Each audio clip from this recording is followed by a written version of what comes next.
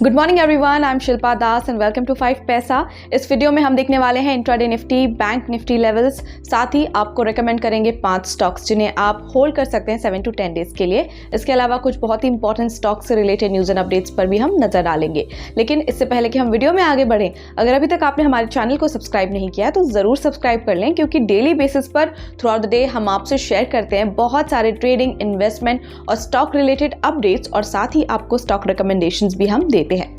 सबसे पहले हम बात करते हैं इंट्राडे निफ्टी और बैंक निफ्टी लेवल्स की। इंट्राडे निफ्टी लेवल्स की बात करें तो पहला सपोर्ट लेवल है 21,650, दूसरा सपोर्ट लेवल है 21,500, पहला रेजिस्टेंस है 21,870 और दूसरा रेजिस्टेंस 21,950। अब बात करते हैं इंट्राडे बैंक निफ्टी लेवल्स की। पहला सपोर्ट लेवल है 45,650, दूसरा सपोर्ट लेवल है 45,400, पहला रेजिस्टेंस 46,200 और दूसरा resistance 46,500।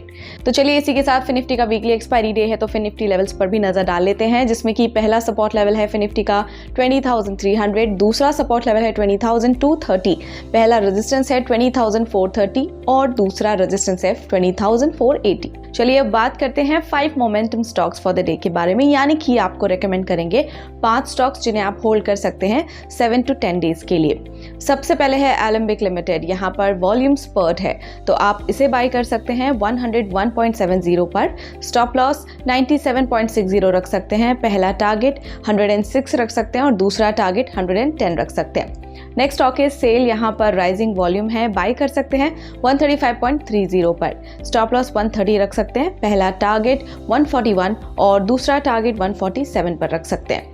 Next is Tata steel. यहाँ पर पॉजिटिव क्रॉसओवर है, बाय कर सकते हैं 141.55 पर। स्टॉप लॉस 136 रख सकते हैं, पहला टारगेट 148 और दूसरा टारगेट 154 पर रख सकते हैं।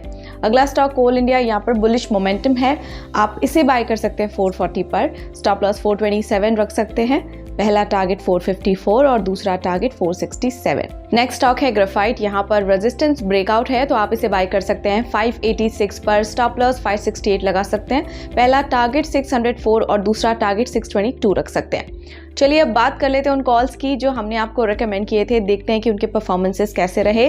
रेडिंगटन वेंट अप 5.3%, दोनों टारगेट्स इसने अचीव किए हैं। इसके अलावा इंडिगो इट वेंट अप 3.6%, इसने फर्स्ट टारगेट अचीव किया है।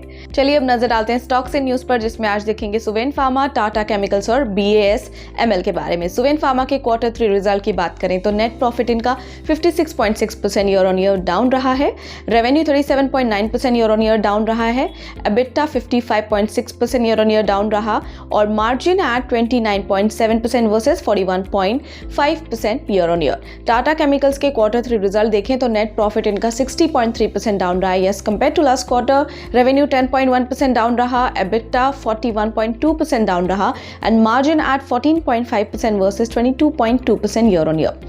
इसके अलावा BASF की बात करें तो इन्होंने साइन किया है एक MOU for the sale of equity in its subsidiary Young Brand Apparel for ₹95 crore subject to approvals. So इसी के साथ अभी के लिए इतना ही। कल मिलते हैं सेम टाइम पर 5 नए स्टॉक्स के साथ। तब तक के लिए हमारे चैनल को जरूर फॉलो करते रहें और अगर आपको ये वीडियो पसंद आया तो लाइक, शेयर, सब्सक्राइब करना बिल्कुल ना भूलें एंड ऑल्सो आपके फीडबैक और सजेशंस हमें कमेंट सेक्शन में जरूर बताएं।